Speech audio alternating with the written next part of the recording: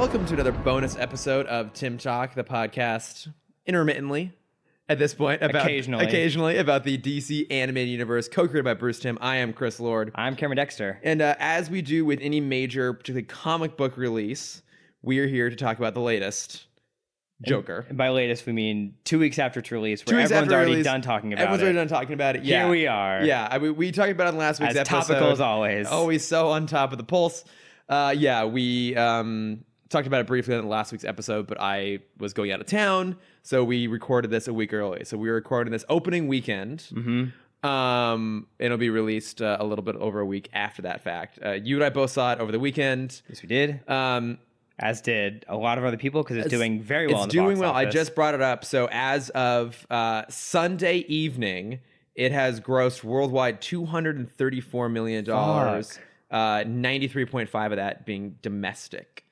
It's the number one movie this weekend. Obviously, it is the. Do you think it's gonna be number one R-rated? Do you think it's gonna pass Deadpool? Maybe. Or sorry, Passion. It's a maybe. That might be hard to do. So right now it's number one opening weekend October, number two opening weekend fall.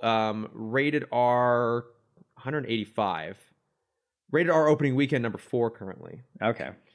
Widest R-rated. Is it behind opening. Passion, Deadpool 1, Deadpool 2? That'd be my guess. I don't know. That's box office mojo isn't going that far for me, unfortunately. Look, I mean, it is doing very, very well for Warner Brothers. Mm-hmm. I feel like it's gonna have a steep drop off.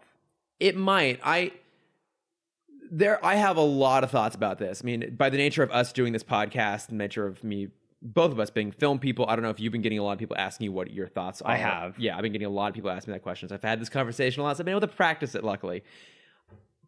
I have critical things to say about it. I have some broader social things to say about it. I do want to spend a little bit of time up at the front talking about things that I think it did well, because I actually didn't. I think there's a lot of stuff it does well. Yeah, I didn't. We'll say right off the bat, we both didn't like it. I don't think it's a movie that's designed to be liked. I didn't find it entertaining. I didn't enjoy it. Yes, same. I guess I was mostly entertained by it. Also, I think I have to do this now on air per our agreement. No, you don't, because Joker didn't kill them. No, I lost the bet. I claimed the Joker. So obviously full spoilers in this. But right off the bat, one of the spoilers is the Joker, so Joaquin Phoenix's character, Arthur Fleck, does not kill Thomas and Martha Wayne. I made the claim that he was going to.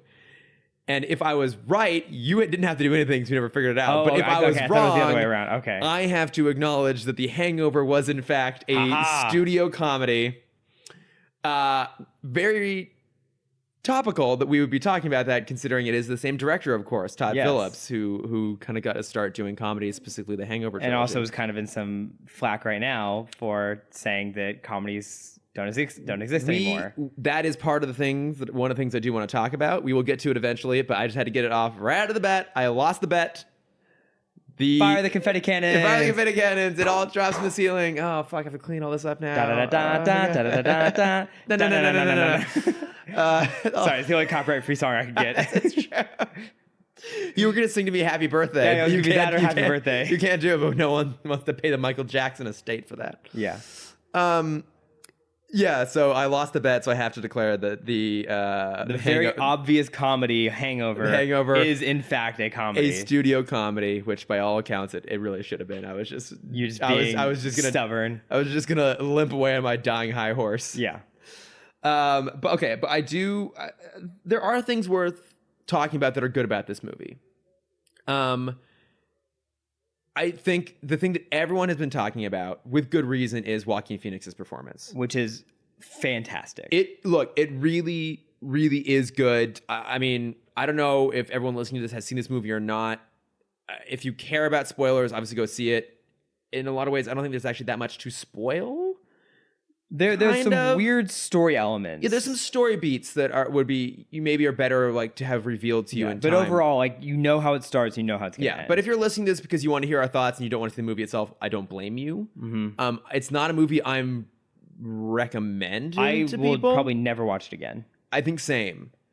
I don't know. I weirdly might. But we'll get into that. But look, I mean, it's worth acknowledging his performance is fucking spectacular. He because one of the things about the character is that he has this condition that makes him laugh even though he's not necessarily thinking of funny things. And although it's never stated clearly, it's heavily implied that moments of stress or anxiety or depression or just like really strong non-warm feelings cause the laughter to happen. So he basically ends up laughing at really inappropriate times. And when we first meet the character, he's like crying but laughing, and it's really jarring, and you don't really understand why, and they explain it. And I will say that like watching him do that, watching those scenes where he's clearly experiencing one emotion but laughing at the same time, it's really impressive. Yeah, it's painful. It's in most places. It's painful. I mean, it definitely contributes to an overall tone of this movie being very unsettling. Yeah, very unsettling. I hated watching this in the theater. I would agree with that, actually. Yeah, like so I went and saw it with our friend Jason, and also I knew I kind of had to see it for this podcast. It's weird. I keep telling people I have to see it for the podcast. Technically, we don't. Yeah, we could just not do an episode on it. We could just not do an episode. We could not just talk continue about doing Zeta, I guess. We just keep, lesser of two evils, maybe. But look, it's weird because I kept referring to this as almost like a journalistic responsibility to go see this movie. Mm-hmm. But we are the press now. We are part of the Fourth Estate. Mm-hmm. Fourth Estate? Not state, not a state. Yes. It goes to show what great journalists we are. But, you know, I don't know. I felt like I had to see it. Like it falls into a space that you and I know a lot about, that we have a lot of opinions on. And we've been talking about for over 2 years now. We have. And I genuinely believe like 3 years. You actually 3 years now. Yeah. Like I'm there have been a lot of movies I've like just talked about and criticized that having seen them, but I feel like to really effectively have a conversation, a meaningful conversation about something, you have to have, for a film, you have to have seen it. Yes, exactly. So we did see it.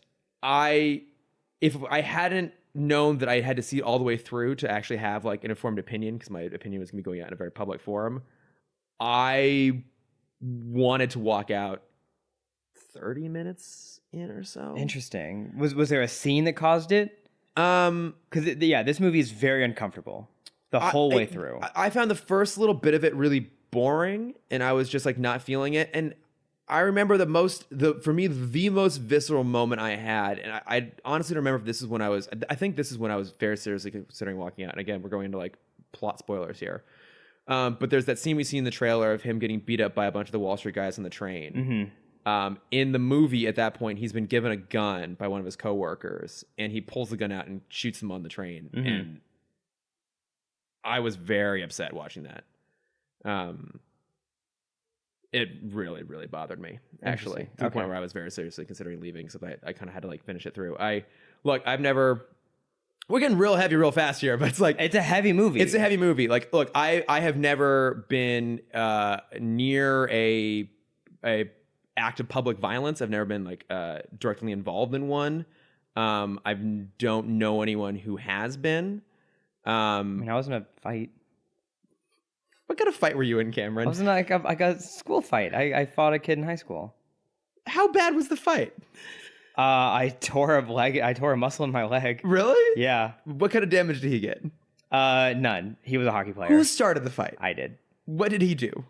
Threw a basketball in my face. Why the fuck would you do that? We were playing basketball, and we never really got along very well. Okay. And it was PE time, just kind of horsing around playing games. And I love basketball. I'm a bad basketball player. Mm-hmm. And he's just kind of making fun of me. And so he throws the ball in my face a few times. And it finally hits me direct, like square in the face. Yeah. And I go and I try and tackle him. And we have a coach. So there is a teacher present while this is happening. Well, I will he's say that throwing now. a basketball at your face. Yes. Yes. And our school rule was, as long as there's no blood, you don't have to report it. Okay. Which is a very dangerous rule. Yes. A lot can happen without blood being shed. Yeah. A lot of emotional stuff. Yeah. So I try and tackle the hockey player who's a good 9 inches taller than me. Mm-hmm. Good on ya. Yeah. And I know I'm not going to win like a punching fight. Yeah. And I'm like, I've seen people grapple on TV. I know what I'm doing. And he just beat the shit out of me. How many hits did he get in? A couple. he got a couple. I did get him to the ground, and I tried to choke him out, and then he just pushed me away. He's like, "Yeah, this is boring," and he left. That's insult to injury right there, quite Yeah. literally. Yeah. And I still had enough adrenaline that I stood up. The bell had just rung, and so I had to go put my uniform back on. And I remember trying to put my shoe on, and finally the adrenaline leaving my body, and my whole leg just going numb and just shooting pain. And so like it takes me 10 minutes to get my shoe on. I'm dripping in sweat. I'm crying. Yeah. I hobble to my next class, and now the panic set in of like, I just had a fight on school property. I could get expelled for this, and it was my sophomore year. Okay. I'm like, I'm gonna get expelled from my high school. I just ruined my college prospects. Yeah, all the fears. Yeah, I just ruined my entire future for this like 4-minute fight. And so I'm like crying at my desk. Yeah. Oh. Still dripping in sweat. And the teacher's like, "Are you okay?" And I'm like hyperventilating. It's like, "You should go to the nurse." And I'm like, "I don't want to go to the office. They're gonna know. Someone's gonna know." And so I go to the office. I call my mom. Like, "I need you to come pick me up." And everything was fine, obviously. Yeah, you're fine. You went to school. You graduated since then. Yeah, I still graduated. No other public fights? No. No. Okay. So did you learn a lesson that maybe violence isn't the answer? No, then I started taking boxing classes. Okay, great. Great. Oh, so you should love this movie then. Yeah. No, I mean, okay, yeah. Like I've been like little scraps in there. I'm talking about like a very very visceral like kind of fight. I've never been in anything, although like the Pulse shooting in particular a few years ago like really like hit me hard, especially because it was discovered that same weekend was LA Pride. I wasn't there. I was home for my brother's birthday, but like they found someone with like guns and bombs out in Santa Monica, and he was planning on going to LA Pride. I'm like, oh, that's where I live, where all my friends are. This is really horrifying. Yeah. So like I'm not gonna say I have a particular sensitivity, but I do have a sensitivity to like wanton gun violence. To the point where I recently rewatched John Wick Chapter 2, and I actually found it really hard to watch that sequence in the catacombs when he's got the AR-15. Yeah. It just really upset me. So that moment made me want to walk out, and I decided to stick. Well, I do want to bring that up a little bit. Yeah. For all of the press this movie was getting, there's not a lot of violence. No, there's 1, 2, 3, 4, 5 people that die. Or they get killed. Okay, 6 if we include the mom. So the 3 on the train and the wins. Yeah, so the 3 on the train. Yep. The mom is 4. The other clown. Yep. Is 5. Robert De Niro. Yep. 6. The Wayne's 7, 8. Okay, so 8 people. Oh, and then I guess the psychiatrist at the end is presumed dead. Yeah, which I don't think they should have even shown that. I think the movie should have ended with "You just won't get it." Yeah. When she asks what's so funny, or no, he says, "I'm thinking of a joke. Like, can you share it with me?" You just wouldn't get it. Yeah. I think that'd be a great end line. Yeah. So it's look, but there's not a lot of violence, but the violence is very visceral. Because the movie feels so real. It's very like this it's is very realism real. to an extreme. And to that end, I think the performance, everyone's been talking about that, and it is really spectacular. I think the performances around him are really good too, but I mean his is by far the standout. I think it did 2 things well as a Batman adjacent film. It did 2 things very well. I actually think this movie really understands the Joker as a character. Okay. Like the Joker would be the person who finds the absurdity of life, the like people's really like horrible, like evil, seductive natures amusing in that regards. And I think that element is really there in the character. Well, I think they show that really well when he's at the comedy club. Yeah. For the first time, and he's taking notes on the other comedians, and he's always laughing at the wrong point. Yeah. It shows like how disconnected, just immediately off the bat. He's so disconnected from the real world. Yeah, and like there's an element of, is it the condition, or is an element of like he just doesn't quite understand it. And I think that aspect of him of being this, of just looking at the world from this very skewed perspective makes a lot of sense. And I think maybe that particular element of the Joker is done best here across like any of the major movies, at least.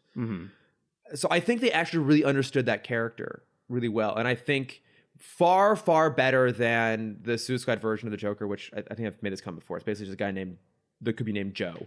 Yeah, it's just some random gangster who happens to have like a bunch of really superficial accoutrement of the Joker. What his last? Because his last name has to start with K-E-R. Yeah, Kern.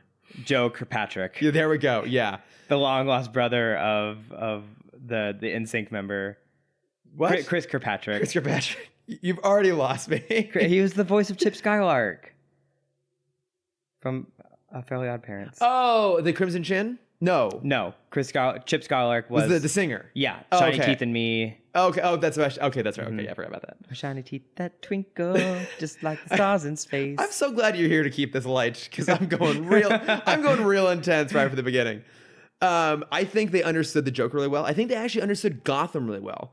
Like, yeah, I would want to see a Batman movie set in this version of Gotham. it's so interesting to see the Waynes as the villains. That I didn't like quite so much. You didn't? No. I didn't like the familial tie-in, like them trying to say that Joker may be related to Bruce. Right, and I guess... didn't like that, but I did like the idea of you have this... Because they basically set him up as Lex. He's this billionaire in the city who says he's going to do good for the city. We know as audience members that we've been told for the past 80 years that Thomas was trying to do good for the city. Yeah. But now we're seeing that from their perspective, he's not doing anything or not doing enough. Right.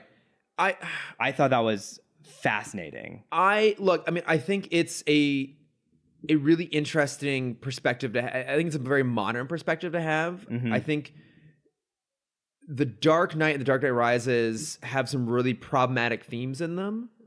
One of them being that The Dark Knight basically makes the claim that the ends justify the means, and Batman has some fascist elements to the way he approaches crime. Mm-hmm. But like he ends up having to make a sacrifice because of that choice, and so it also kind of pulls back on that commentary a little bit. And the Joker as this force of like anarchy and this, again, like believing in people's sadistic nature is proven wrong in The Dark Knight because people ultimately choose to do the right thing. So it's a weirdly optimistic movie despite going to those places. I think The Dark Knight Rises essentially sets up the disparity caused by political inequality and those on the lesser end of it as the villains. Yeah.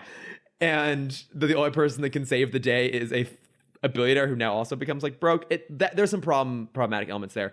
This movie basically takes the opposite approach, which is like the wealthy are contributing to the problems in society and are to blame for a lot of it, which, if we're being perfectly honest, is true in a lot of ways for the world.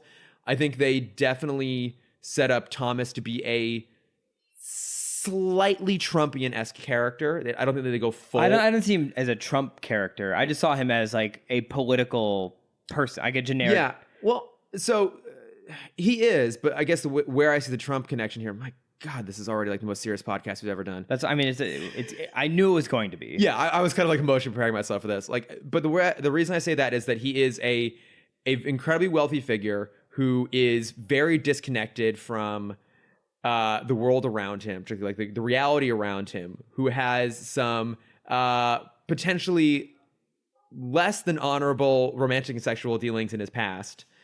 Who then also, presumably, but it's heavily implied by one moment at the end that I actually didn't catch. It had to be pointed out to me. And then, of course, he decides that he's the only person who can then solve the problems by running for office. Mm-hmm. So I pulled a lot of stuff from there.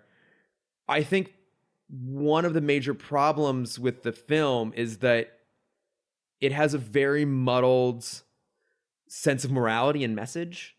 Okay, so I'm kind of curious what you thought about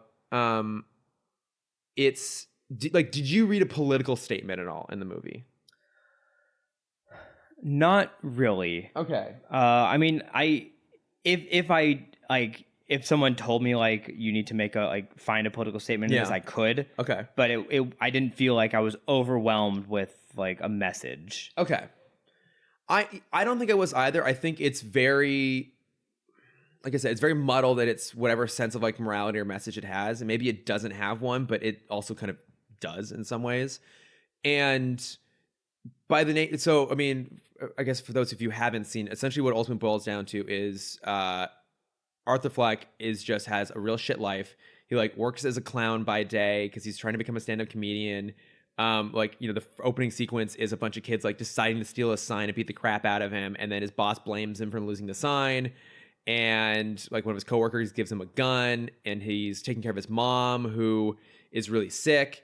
or maybe not that sick, but like not necessarily in the best of health, and is Yeah. obsessed with Thomas Wayne and how like if she keeps writing these letters, like, oh, if only he knew all the horrible life we're living, he would do something about it. And so because she's so obsessed with Thomas Wayne, she's not only paying attention to Arthur, who feels very invisible. Yeah. And then his coworker gives him a gun after he gets beat up.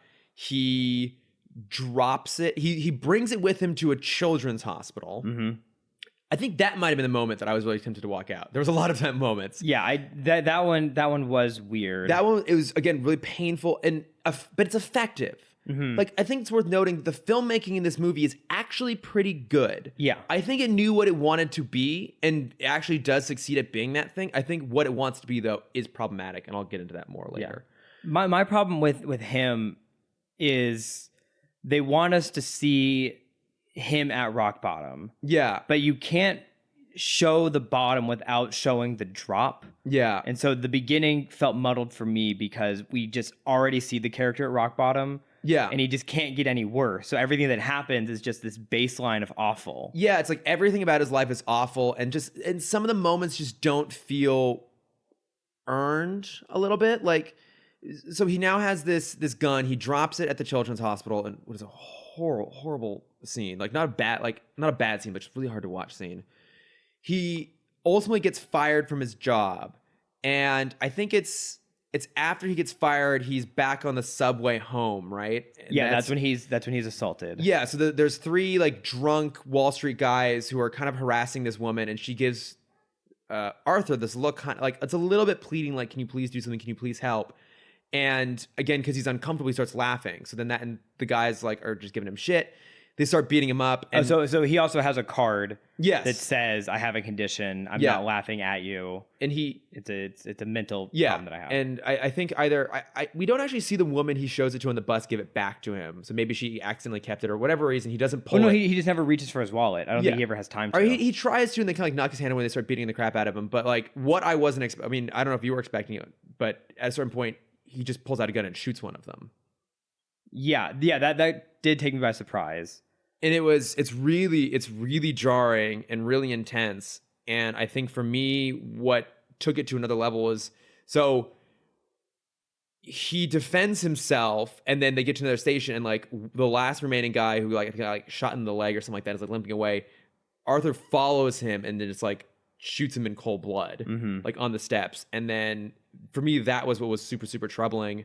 And then he goes off into a bathroom and basically like starts dancing, like he's finally like discovered himself and he's finally free. Mm-hmm. And my thing with how creepy that was is that's when he stopped laughing. Yeah, is the second, because you hear him laughing this whole time. He's getting beaten up, kicked. He's kicked to the ground. He's kicked on the ground twice. To the ground twice within the first like 20 minutes of this movie. Yeah, it happens. And he's laughing to this whole thing, and then the second the gunshot goes off, that's when the laughing stops. Yeah. Like, that is what has calmed his nerves, is murder. Yeah.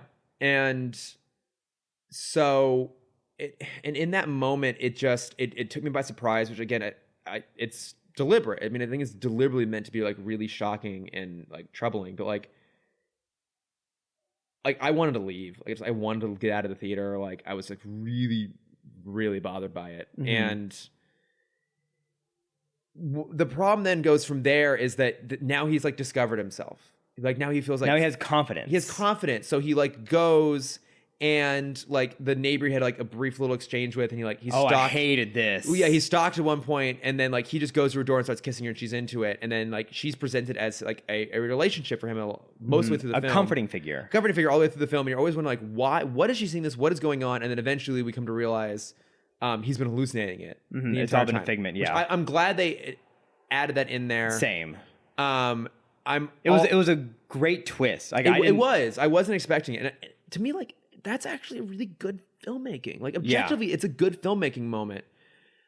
I'm also glad when he finally like goes full on Joker persona that he doesn't kill her. There were rumors at one point when the script leaked that he killed her in some way. I don't know if they cut it out or not.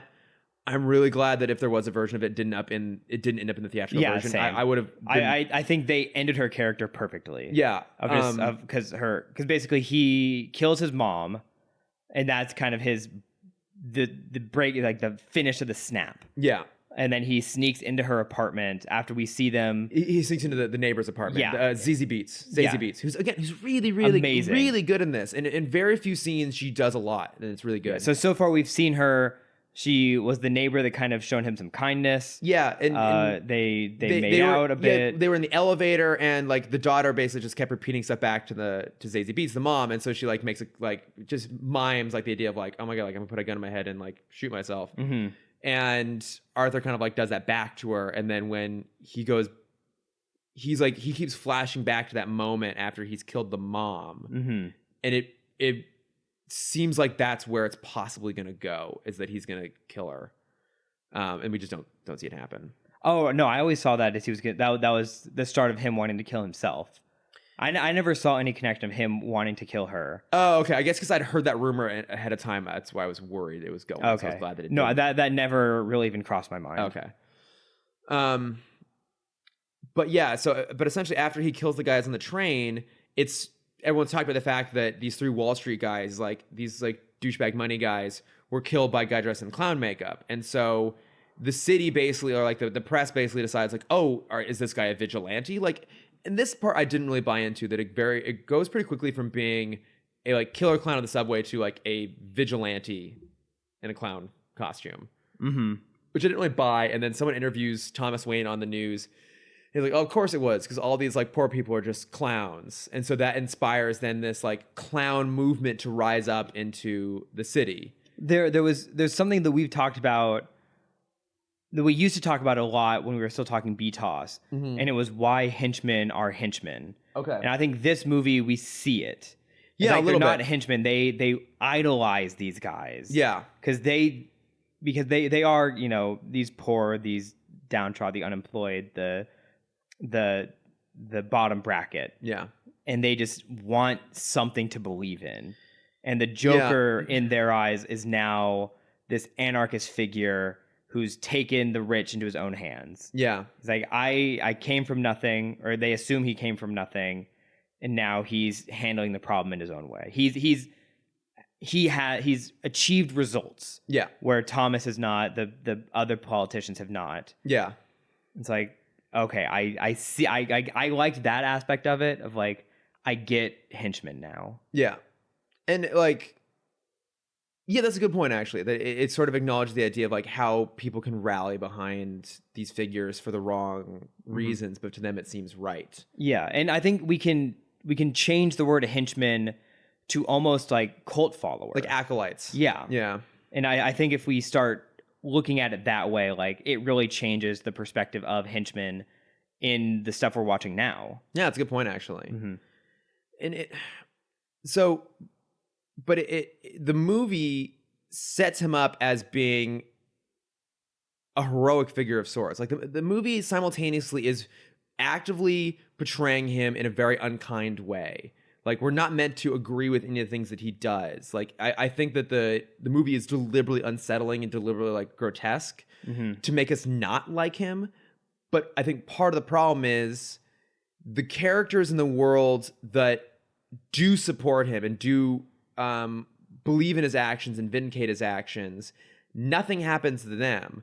But any of the characters that push back and are like, you're not funny. I mean, like, the best example is, of course, Robert De Niro. He ends up on De Niro's show as basically what's one presumes going to be some sort of like setup bit to make fun of the Joker, but he comes in full on makeup and he starts telling like jokes. It's like, what was it? It's like, oh, it's knock knock, who's there? It's the police. Your son was killed by a drunk driver, right? Yeah.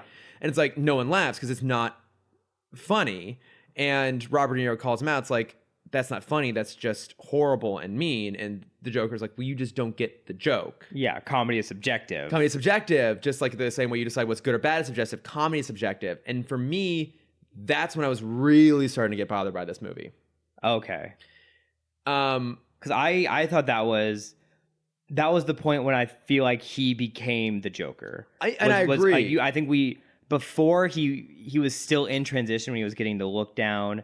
He's walking around. He's doing the weird dance. Yeah. That I wanted someone to composite the Spider-Man 3 dance with the Joker dance and have them just like side by side. Oh, someone will. Someone's gonna turn around and put that to Staying Alive. Was it Staying Alive? Was No, that? but I think that'd be a great Yeah, one. but someone's gonna go and put it to Staying Alive at some point. No, because when he's like, because before he is on this, so he gets a call before the Joker transformation that in a week he is going to be on his favorite show, Murray. Yeah, because he has a whole dream sequence of imagining like being in the audience on Murray's show and getting pulled out of the stands, and Murray being this father figure to him, super supportive and encouraging him. Mm-hmm. Like this dream of his being on the show, and from his bad stand-up set, a clip is played, and then they want to do a follow-up bit, and he's gonna end up being on the show. Yeah, and so he's still not in Joker yet. Yeah, and I think it is that moment when Murray says that's not funny. I think that's the last like the snap. That's when he's like, I am the Joker. Yeah, I am funny. You're not funny. I'm funny. Yeah, and that was his like.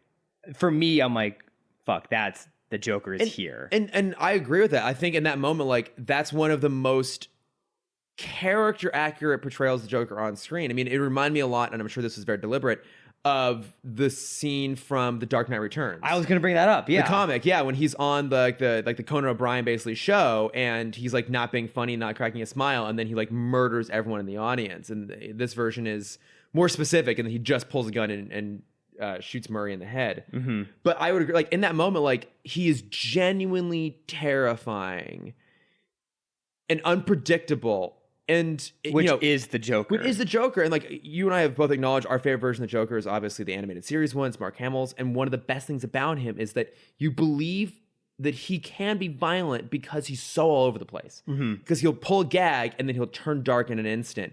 And it's the unexpected element of him that makes him so good as a Joker. And I think this is maybe the best on-screen version of that. Absolutely. I fully agree. Whereas I would say that the Nicholson one is much more of like, he's just a gangster. He's just a gangster with a persona. And the Dark Knight is very much this object of anarchy. But he really is he's just an antithesis to Batman, and the Joker fit well in that persona. And he like will pull gags like that, and he's a little bit surprising, and he's a little bit crazy and unexpected. But like, you never feel scared, I feel like, around Heath Ledger's Joker. Yeah, I mean, maybe a little bit in the scene when he's at the fundraiser, the Dent fundraiser in the penthouse, a little bit. I'm just trying to remember like what my thoughts were when seeing that movie because I've seen it so many times now. Yeah. Like it's hard to remember what it's like before seeing this movie. Like my thought of the Joker. Yeah. But yeah, I guess so. Like he was just someone who, yeah, like you said, just someone who's gotten Batman's way. Yeah. He's a tactician, like that great opening sequence. He's like picking everyone off. Mm-hmm. Which I did like that little callback with the mask. Yeah. Yeah. that was a good call. Like, and there's some good stuff in here. But yeah, I feel like when he does turn, that is him at the most Joker ever. And I mean, again, speaking of the fact that they understand that character. 9 kills. The police officers kill the Joker in the subway train. Oh, right. Yeah, there's the one protester is killed. Yeah. Mm-hmm. And then I guess the cops in the car that are hit by the ambulance, I think I'm pretty sure they're dead. Mm-hmm. So, but I mean, relatively low body count, all things considered. Yeah. I mean, lower than I'd say even some of the other Batman movies, possibly. But the particular acts of violence are really extreme. The shooting on the subway, I think, was the most troubling for me because it's very real. It's a thing that could could happen. Yeah, it can happen. But also, since it has the R rating, whenever we see someone get shot in any other Batman movie, they kind of fall off screens. We never see the impact. Yeah, and here, whereas this, we not only see it, it's focus. It's in focus. It's very visceral. Yeah, they cut out the sound. Yeah, and you can only focus on that thing. Yeah, like when he shoots Murray in the head and the body, like we just hold on Robert De Niro with a very obvious gunshot wound on his face, like slumped in his chair for a good while. And they take time to show the panic around the violence. Yeah, and Joker is still just sitting there. He's still sitting there, and he's calm amongst all the panic, and like that all feels very real. And I think, for me, if this movie were an indie film, almost like you take the exact same movie, you pull out the IP element of it. Yes, exactly. You pull out the IP, you make it an indie film, and if it's a movie that is designed to be really, really unpleasant and is designed to make you feel uncomfortable and designed to make you worry and be troubled by this. I'm really focusing on the gun violence, but for me that was the hardest part. Really on that violence, I think it's very, very effective. But I think because it's an IP film, because it's a studio film that was given a huge budget and has made already 200 and I mean, by the time this weekend's over, probably $250 million. It's going to be a box office success. I think it completely undercuts all those elements of it. Yeah. Because it's meant to be, at the end of the day, that is a film that is designed to be entertaining and consumed and be successful. And I think that erodes whatever potential constructive commentary could be in there. Yeah. Yeah. So talking about the IP aspect of it, until they said the word Gotham, I completely forgot this wasn't New York. Yeah. And I was surprised. The way they handle Thomas, minus the relationship part, I think is interesting, and they handle that decently. Yeah. But I think they could have gone this whole time without using the Waynes. And I think I would have preferred them not have the Waynes. I would have preferred that too, actually. I think it would have been interesting if this existed in that time after Thomas is shot, and you have these new people trying to fill that void of power. Yeah. Not just the mafia guys, but you have these other businessmen and politicians that are like, well, we can't let that murder, kind of make it about the murder aspect. So yeah, the movie starts with Thomas just got murdered. Yeah.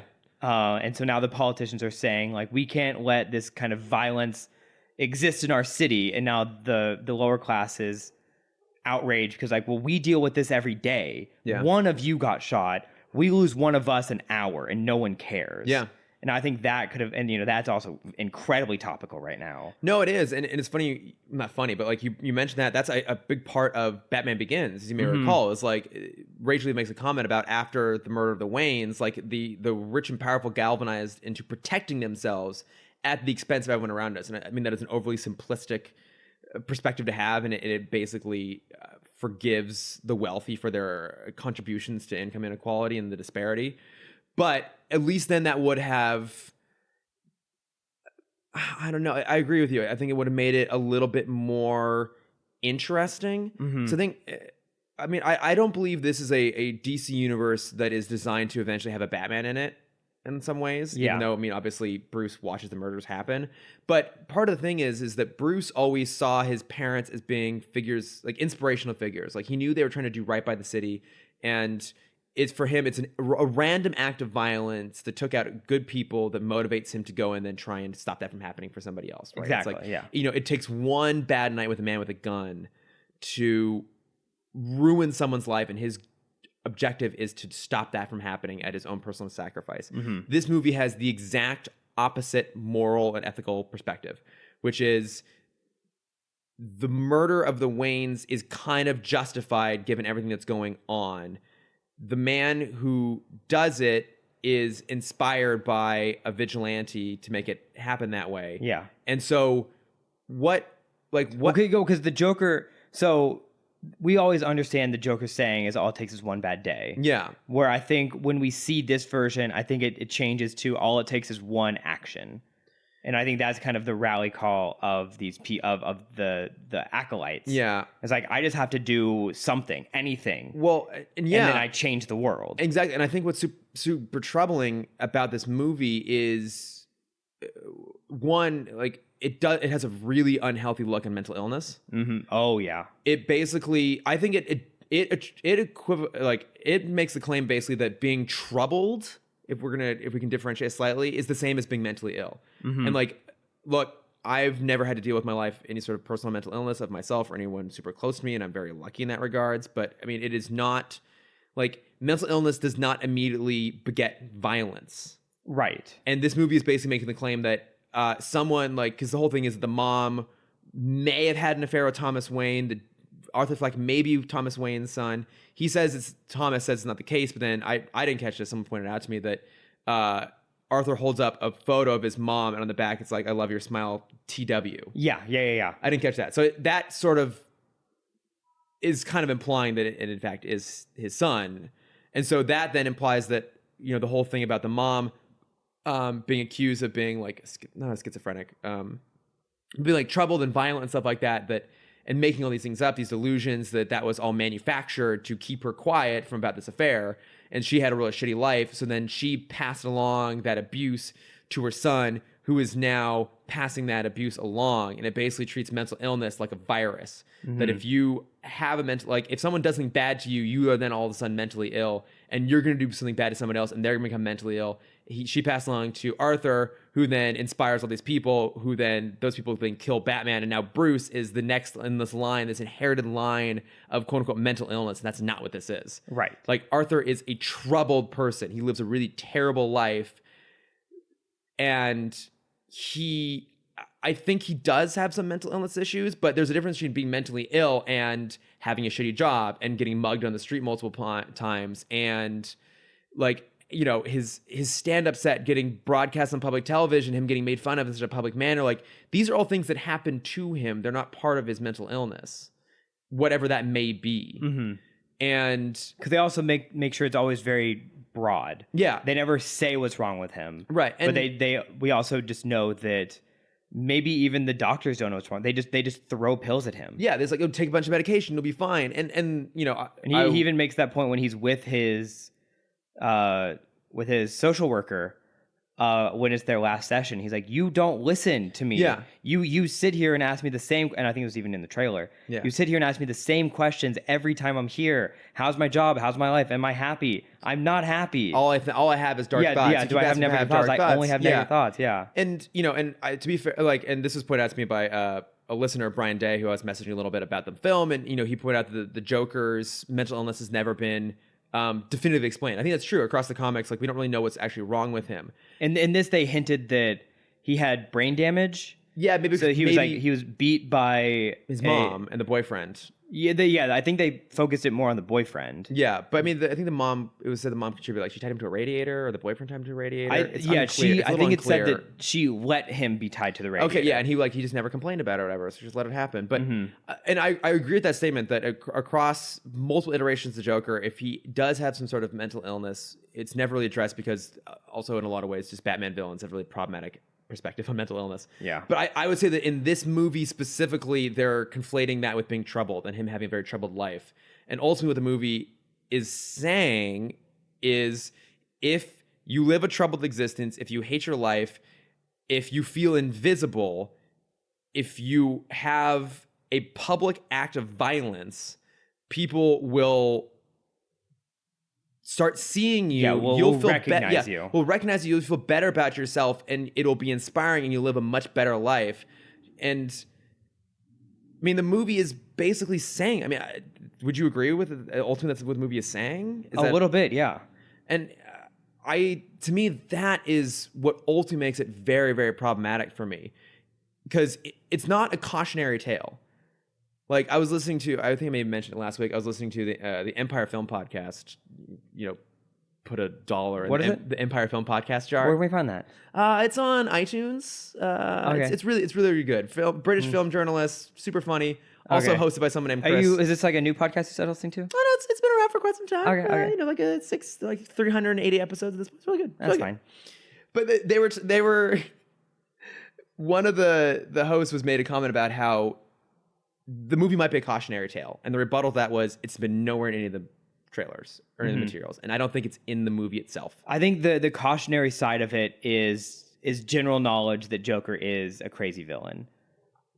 But then you come to the problem of, well, that's still, you know, it goes back to Joker's thing of like, that's subjective. It is subjective. He is bad, but he's known. He's known, and that's the danger. And so there's the Joker outside of this film, who is ultimately a beloved character. I mean, you gave me that awesome statue from Comic-Con of like the Joker on like the rail car, like the runaway roller coaster car, and like it's prominently displayed on my wall. It's the animated version of the Joker. We love him. People love that as a character. People dress up as him. You know, certain versions. Cesar Romero is a good example. I'd say the animated series one as well is like, they're funny. Like, people love that character. So there's already a mystique and a prestige around him and a love for a evil character. This version of that character is pushed to a really, really far, completely unlikable extreme. But then also within the context of the movie, there are moments when they make him look cool. Mm-hmm. Like, you know, He has his swagger walk. He has a swagger walk, and look, and like in, you know, that's like the poster is him in full Joker gear on that staircase, like doing a dance in the trailer.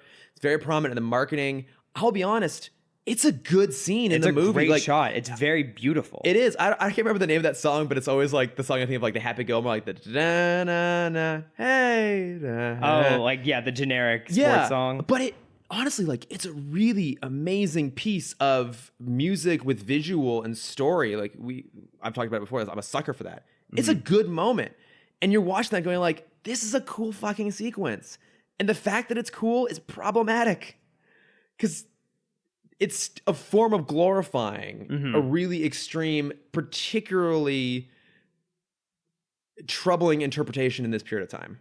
Yes, I agree with all that, but at the same time, I think we are giving entertainment too much power in that sense. We're like, this isn't the first time. I think it's very socially powerful because we are in a time where that is that is the first political topic most people think of right now. Yeah, is gun violence. But so you can lean this back to Natural Born Killers, Boondock Saints, even where you have these where they glorify murder. And there's a long history of it. We are now living in a time though where gun violence, mass shootings, gun violence is super prevalent. It fucking happened today in Kansas City. Really? Yeah. Shit, hold on. Okay, it looks like my friends are okay. Okay. Yeah, I'm good. I'm good. Okay. Fuck. Sorry, what were we talking about? I had to take a brief pause because I had to like. Sorry, I didn't know that happened. So I had to check up on my friends real quick. Making a point, I pointed out that as of recording today, a shooting happened in Kansas City, and obviously you lived there for a number of years, so you just had to take a quick moment to check in. Oh my god, this is really fucking intense. Do we want to talk about the bad parts of the movie? Hang on. I'm winding towards a conclusion on all of this. Okay. Okay. So, but we live in a particularly we live in a time where mass shootings are really frequent, more so than they were when stuff like Natural Born Killers is coming out, the Boondock Saints. Although, look, there's always an argument to be made that these things contribute on some level. Like I think for good reason, you and I are both in entertainment because we believe in the ability of entertainment to stories to change the world. For stories to tell. Yeah, like I don't know who said it eventually, but like some famous quote is basically like the greatest thing about fiction is you can tell truth through lies, right?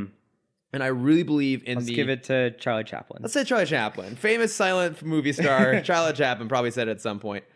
But I really believe in that thing. You know, I've been lucky in the past to like work for companies and I would say even the present, like work for places that believe in that ethos as well and the positive, the good that come out of it. I remember, I think I've told this story before.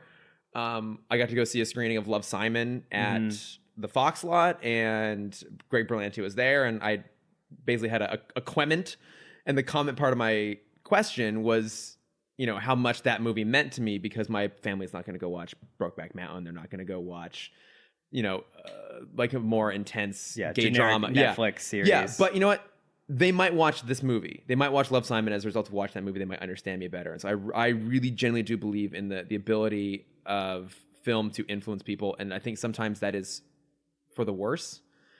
I mean, I agree with you. We're giving a lot of credit, but we already have evidence of this in the past. I mean, there was the Aurora shooting in 2012 as part of the Dark Knight Rises audience screening that, you know, the shooter acknowledged that he was inspired by the Joker on some level to do this, and that was a version of the Joker that was nowhere near as extreme as the one we had in the movie today. Yeah. I think we have a lot of people, particularly in this country, to some degree, realistically to some degree, manufacturing their own mind of feeling invisible. I think invisibility is a big thing. It's a time where we are more exposed to things than ever, but in that exposure, we can feel very minimalized. Yeah. Yeah, the world feels so big now. The world feeling super big. It's hard not to feel really small amongst and especially all of it. With social media where we can put a number to how visible I am. Yeah. I got 10 likes. Exactly. My friend got 72 likes. And they're 62 more visible than I am. Yeah. It's a real thing. And I think as a culture, we're figuring out how to deal with that. But there are people who deal with it the wrong way, which is to find visibility in these really public acts of violence, particularly with guns, and that is exactly what happens in this movie. And there's a news person that I watch on YouTube that I've been watching for 10 plus years now, Phil DeFranco. Oh yeah, I think we talked about him on the podcast before. Yeah, who's years ago made a very public stance of like, if there's a mass shooting, I will cover it, but I will never say the person's name and I will never show their photo from this point on. And he is stuck by that for 5 years now. And I think that is a really healthy, effective response. I mean, whatever response there can be, that's a good way of approaching it. And look, everyone's going to read in whatever they want on this. Like, I came away from it being really troubled by what felt like a glorification of gun violence. And I think I do have maybe an extra sensitivity to it. That being said, it's not a stretch of the imagination to think that there are people who are going to look at this as justification, inspiration, as the template. I'd be like, well, you know, I think we really do, because the world is so big and so crazy, I think the things that we escape into become that much more powerful. And we have talked about it in the past of the really toxic fan cultures that have built around Star Wars. And I legitimately do not know why, but DC, it seems that more than Marvel has this problem. And you and I are both bigger DC fans than Marvel fans. At the end of the day, this is a fucking DC podcast. I have like one bit of Marvel memorabilia on this wall over here. Otherwise, it's pretty much all Batman. Yeah, everything's Batman. I love DC. I love all these characters. And see what is your Marvel? It's Doctor Strange's Lego set. Oh, is up there, and then the right. Hulkbuster and then the Black Panther's ship are up there too. But for the most part, it's all DC. And I think we've been lucky that the people that we've engaged with as a result of doing this podcast are the fans like us who love these things for what they are and recognize when, you know, like some of the DC films just like frankly aren't particularly good. Yeah. But there is a particular form of toxic culture that for whatever reason, I'm not going to try and find a justification for why, but exists around DC films. And I don't think this film is pandering to those people, but I think this adds fuel to their fire. In a lot of ways. And I had to look up this term because I had heard it referenced. I know what it means. You know what incel culture is? I do know what incel culture is. Yeah. This is the kind of fucking research I was doing for this podcast. Yeah. So for those of you who don't know, or I don't know if you want to explain it. No, it's all you. Okay, so I looked this up last night. So it's a portmanteau, one of my favorite grammatical devices, of involuntary celibates. So essentially like people who aren't getting sexual gratification in their life and express that frustration through often like resentment, misogyny, misanthropy, self-pity, self-loathing, racism, homophobia, entitlement. They get attention through negative acts. Exactly. Yeah. And it's the epitome of any press is good press. Yeah, exactly. And I think that particular subgroup of internet culture, which basically everyone acknowledges is also tied to white supremacy culture. Look where we've gone with this. Well, I mean, I think it goes beyond, because there have been other names for it. There's been the neckbeards. Oh, okay. Yeah. I mean, no good name. That's the other problem. There's never been a good name for it. It's you know. It's the neckbeard, the nice guys. Yeah, I think I've used this phrase before, the nice guy misogynist, the guy who like, oh, I'm so nice to women, so they should love me as a result. Like, no, it's that. It's the, I did something nice for you. Why won't you sleep with me? Yeah. Mentality. Exactly. The people who feel like because they're not getting sex, they're owed it in some sort of capacity. And that culture is, again, I don't know why, for every reason, tied a lot with like the toxic side of DC culture, and it's often expressed through misogyny. And I mean, a lot of that I blame on rom-coms, but that's a whole. That's a whole nother. We've talked about that. Yeah. That's a whole separate thing. There's a lot of places for it to go, but whatever reason, it manifests itself here, and I think this is an irresponsible film to make and release in the world we are in now. Yeah. And I know that's a really big, broad, sweeping statement. And look, for those of you who are listening, or maybe even have ducked out at this point, maybe you've left this podcast. If you're still here, we wouldn't blame you. I wouldn't blame you. If you're still here, look, I don't blame you. Only 2 minutes for that view. Exactly. That's all we need. A little bit of top. We're fine. We just need that data. As long as you downloaded it, it all really matters. That's true. Look, Look, I don't expect you to agree with me on this. I am open to hearing other opinions. As much as I possibly can, I always try and gravitate towards the positive side of things, not the negative. And I tried up front to acknowledge things that I did like about the movie, because there were some. I walked out of this movie being really, really upset. And I don't like that it exists. I don't like that it's doing so well. Because in my mind, it being successful undercuts the fact that you shouldn't enjoy it. A successful movie basically implies that everyone loved it. And I don't think it's a movie that's meant to be enjoyed. And the last time I checked Rotten Tomatoes, the critic score is floating around 65-70%, but the viewer score is floating like 99%. And I think that's this is a movie that I think is made for, in my opinion, this is a movie that everyone should hate. I agree. And and if that was his intent, I would have found it successful. That's clearly not its intent. It is a movie that is meant to be seen and enjoyed and make a fuckload of money. Yeah. And I think that's ultimately its problem. And a lot of the press around it hasn't been great either. I think, Joaquin Phoenix's performance is really, really fucking good. And I'm going to go with I want to think the best of people. I think he had intentions of this being a cautionary tale. I don't think Todd Phillips felt the same way. I don't think so either. I specifically point to a Vanity Fair interview he did where he basically talked about why he left comedies. And the quote here is like, go try to be funny nowadays with this woke culture.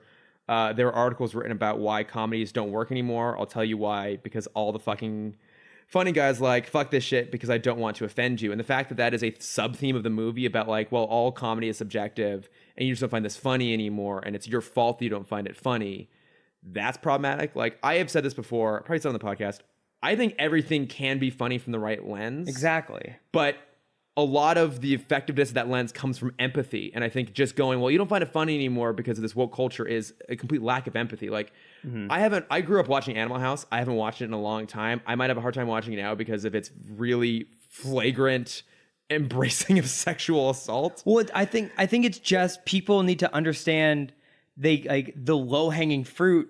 You can't just go for that anymore. No, you can't. You can't get on stage and be like, women, am I right? Yeah. And like you're not going to get a laugh anymore. No. And that is his idea of like the woke culture. Yeah. Like, woke culture is no longer having tolerance for intolerance or ignorance. And like, that is an important thing. Like, you and I are people that are very motivated by comedy. We love comedies. We met through fucking improv, for God's sakes. Like, but I don't know. I don't think I'm just getting more serious as I get older. I'm just realizing that like some things just aren't funny because they're mean. But some things can be really funny if they are able to touch on a recognition of someone else's existence, and a lot of that comes through empathy. Yeah.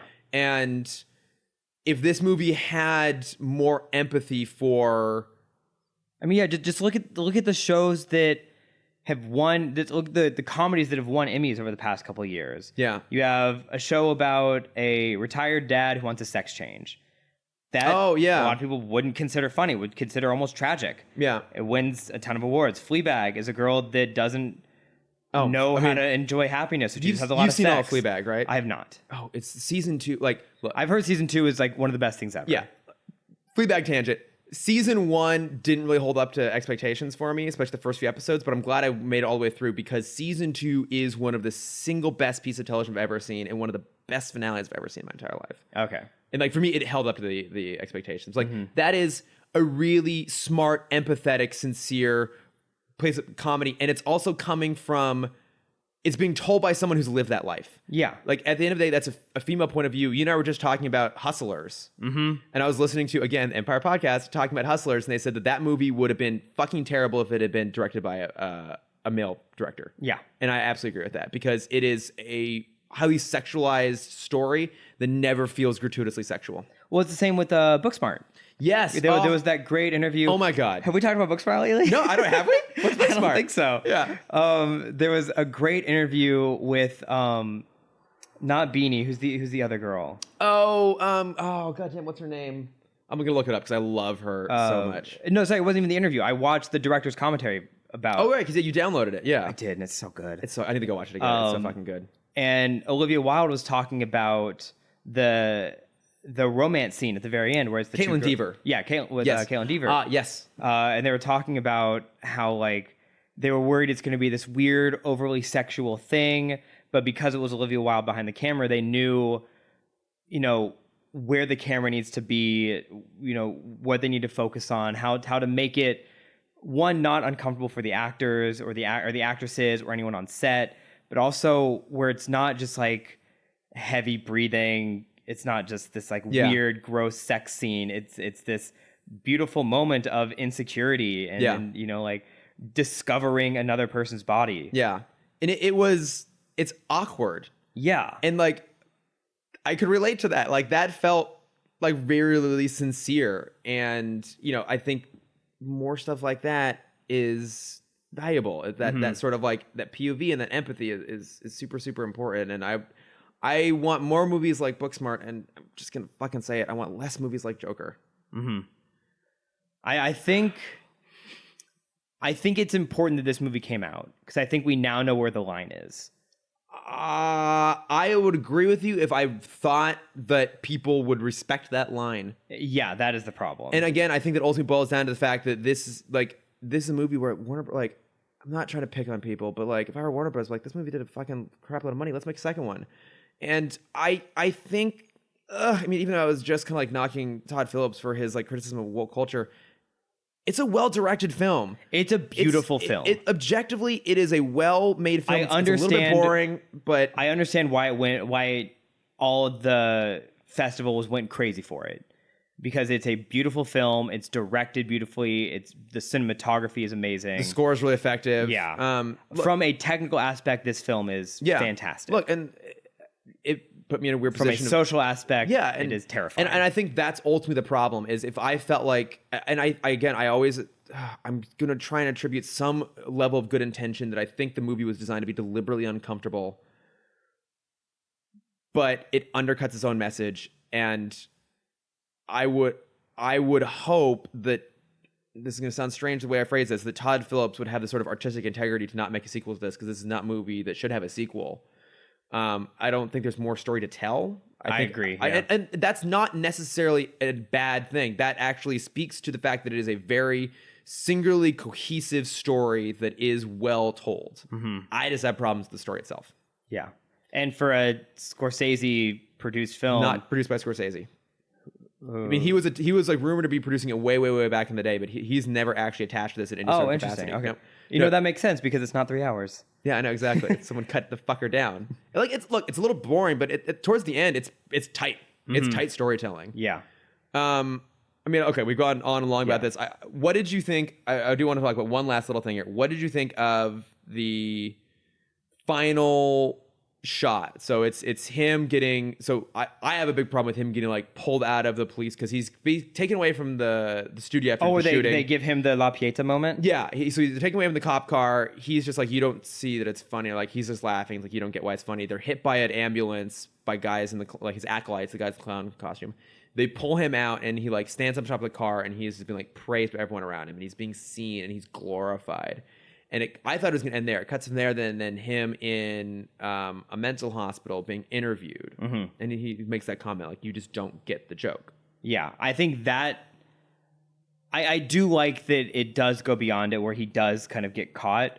Because with the background knowledge we know of Batman, we know he's going to get out. Yeah. We know the rotating door of Arkham. Yeah, and they touch on that in the movie. But no, yeah, I think it should have ended with the you just don't get the joke. Because then that kind of ties it almost a little closer to the Killing Joke. Yeah. Kind of ending with the laughter. Yeah.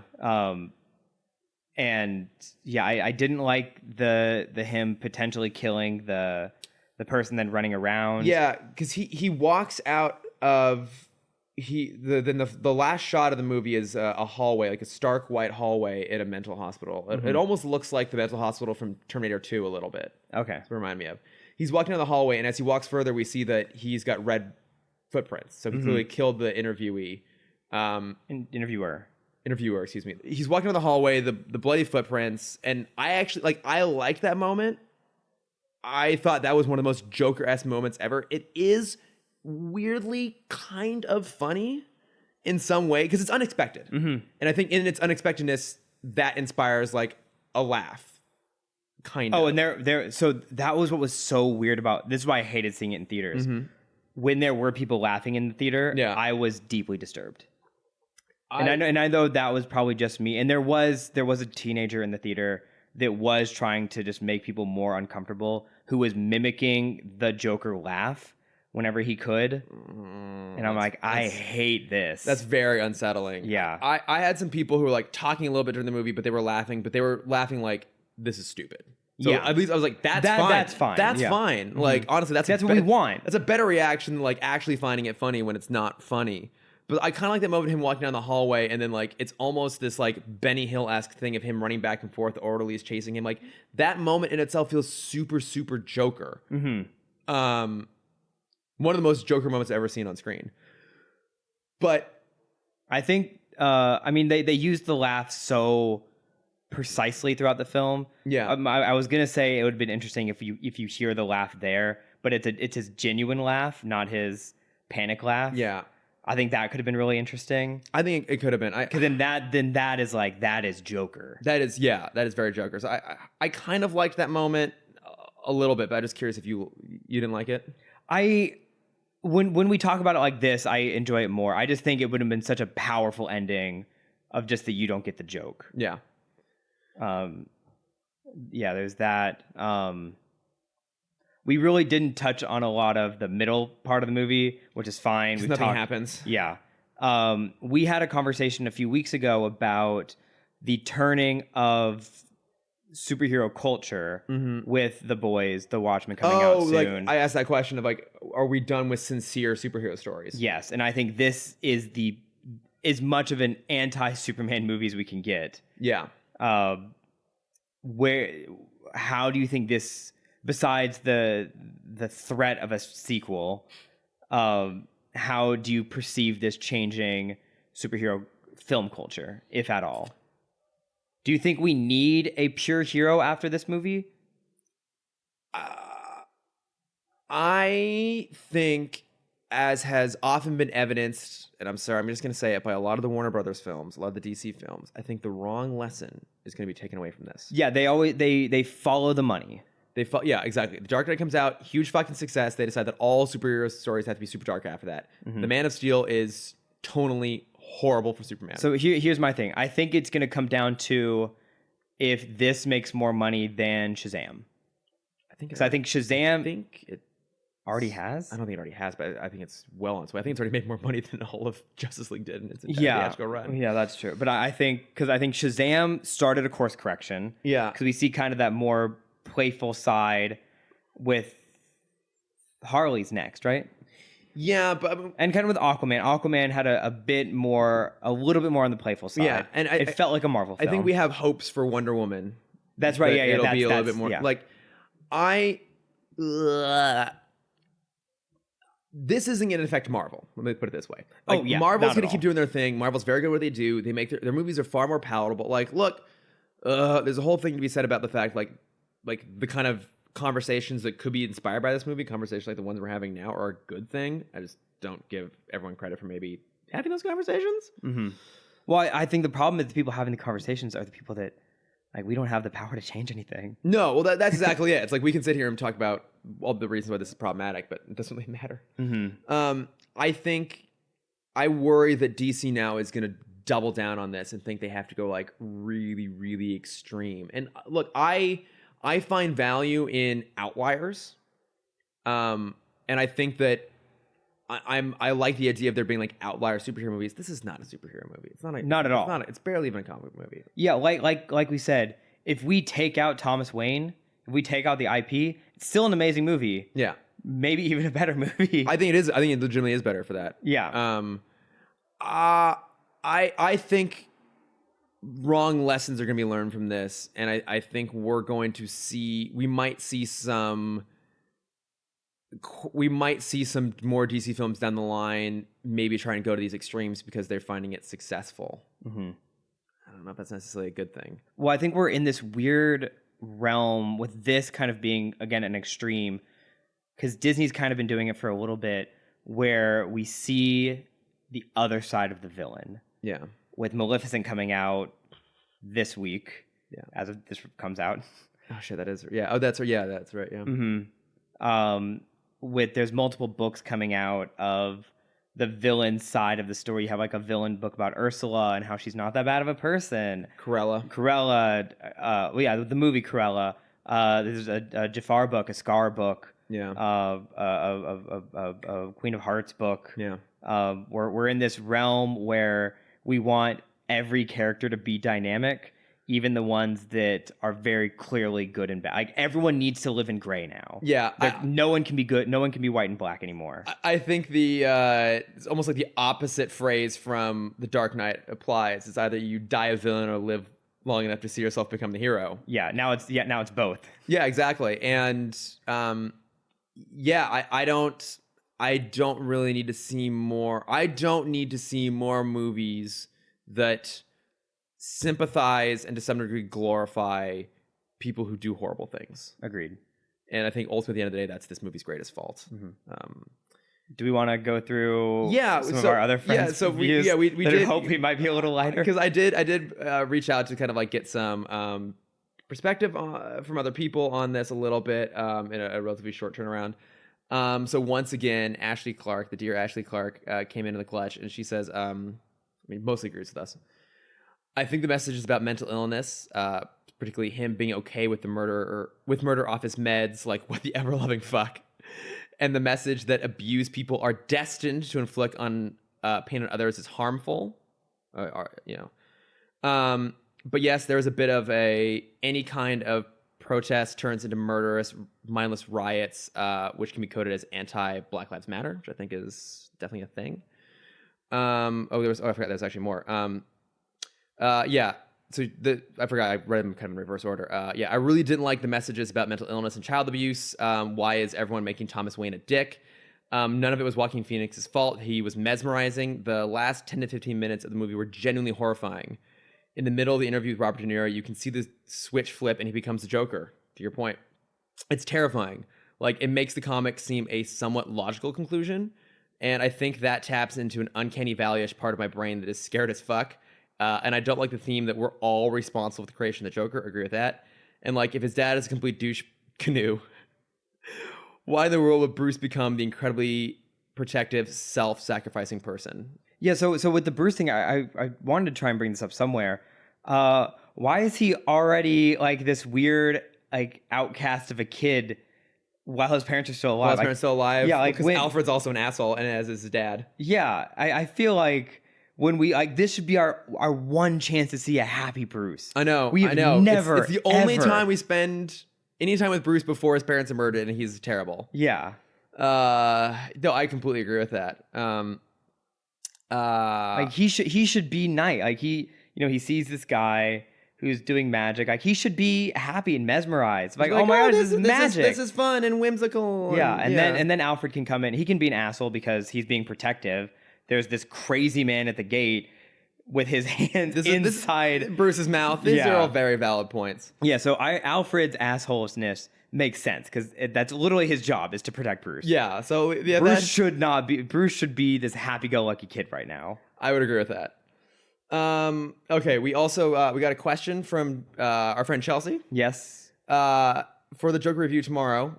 While it's no surprise that the heavily dark themes Joker covers, is there any topic or idea you think they should have dived into more? On the flip side, anything that maybe should have been scaled back on? The Happy Bruce. Yes, more Happy Bruce. Mm-hmm.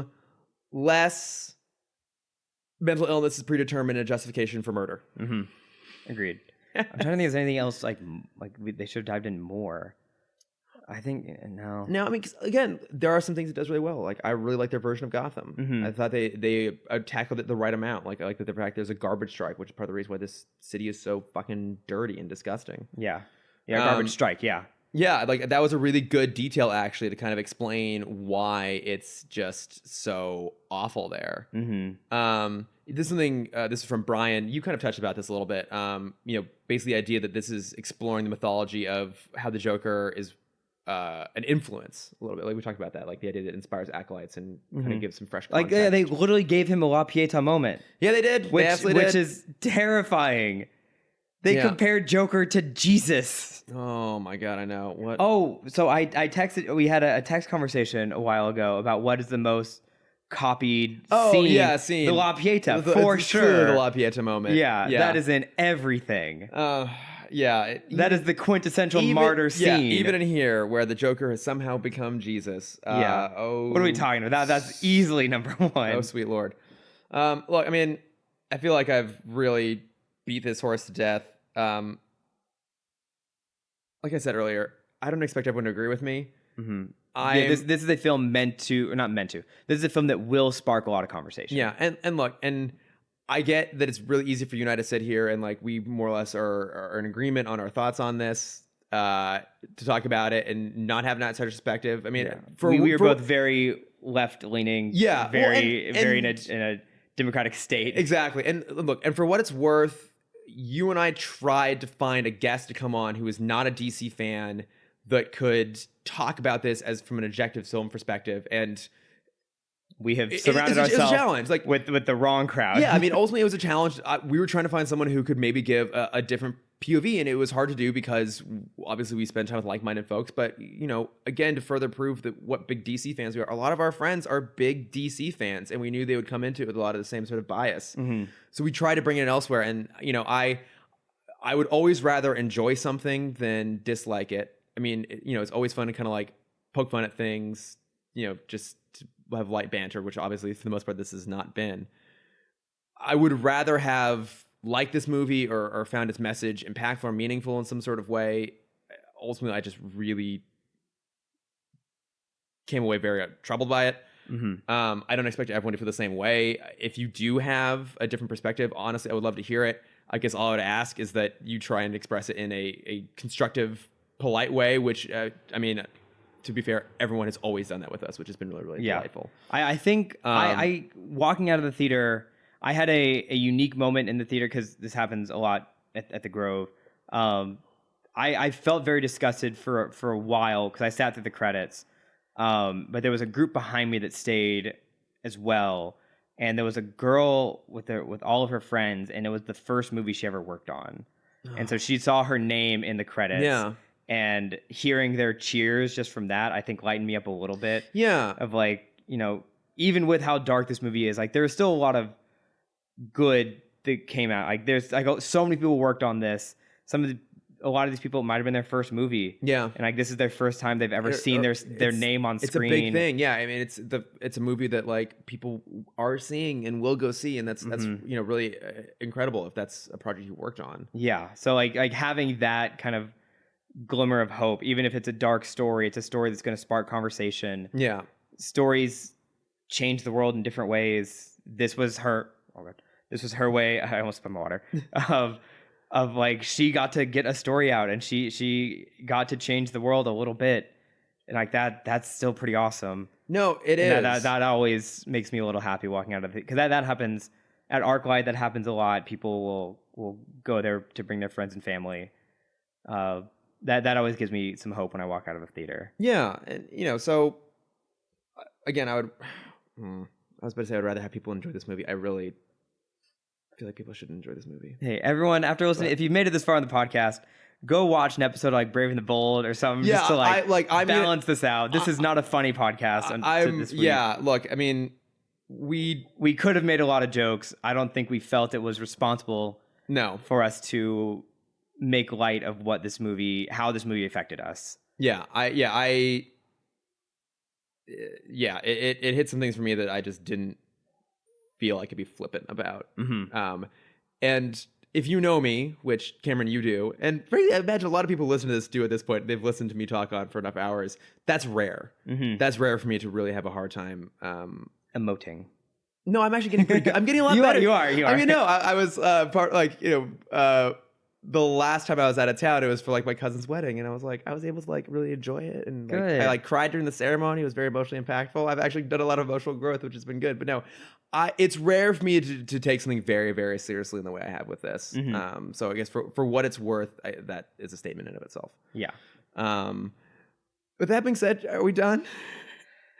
Yeah, can we be done? So yeah, we need to get out of this space. I need to go to get some Chipotle or something. Yeah, I need a serious step away from this film. I really I don't want to talk about it I do want to say we did bring up incels a little bit. My fear before coming into this movie was it was going to be Pickle Rick 2.0. Oh yeah, it was going to bring out these kind of aspiring. How did I phrase it before? Aspiring anarchists with no real message. Yeah, I think we might get a little bit of that, but I don't think it's going to be. Hopefully, I don't think it's going to be as big of a deal or as big of a moment as kind of the dumb Pickle Rick thing was. Yeah. So I do feel a little better about that. Yeah. I'm not worried about going into theaters and having to potentially duck and cover for something. No. Yeah. Not from this. Yeah. Yeah. I think if there are conversations that are a little bit more nuanced and take a stronger stance than this movie itself does, then that is a good thing. So that's kind of what I hope comes out of it. Yeah, same. As much as possible. So, but now I'm done. Yeah, and I think now we're good. We're closing the book. We've done it. Like we did it. This is like our definitive take on this. I think I really don't want to revisit this a lot. Yeah. Next week we're gonna talk Addams Family. It's gonna be great. Cameron's gonna go see Addams Family. I'm not. No, we'll be back on Zeta next week. Things will be light and fun and bubbly and all of those great things. Yes. If you have stuck with us this entire time and bared with a much more serious take on all of this than maybe you were anticipating, we do appreciate it. If you have healthy, constructive, if still differing thoughts on the movie, you can find us at Timm Talk Pod on Facebook, Twitter, Instagram, and Gmail. I am at Lordifer on Twitter and Instagram. If you want to see my failing attempt to keep up with Inktober, you can find my art at Cameron.Dexter. And if you want to see my Halloween adventures through Disneyland and potentially other things, but probably just through Disneyland. Mostly Disneyland. You can find that at CamDexter_adventures. Yay! Oh, it's Halloween. Happy Halloween, everybody. Go watch 31 Nights of Halloween on Freeform. Go watch Hocus Pocus. Yeah, because it's probably on right now. It's There's undeniably a 70% chance it's on right now. It doesn't matter when you listen to this. It's on. It's on Somewhere. Go watch it. Did you hear they're playing it for 24 hours on the 31st? Not surprised in the slightest. No. They did that last year too. Yeah, I mean, it's basically just like our generation's version of A Christmas Story. It is. So, which I'm totally fine with. It's Thanks, a terrible everybody. film, but I love it. Thanks, everybody. All right, thanks, everybody. Bye.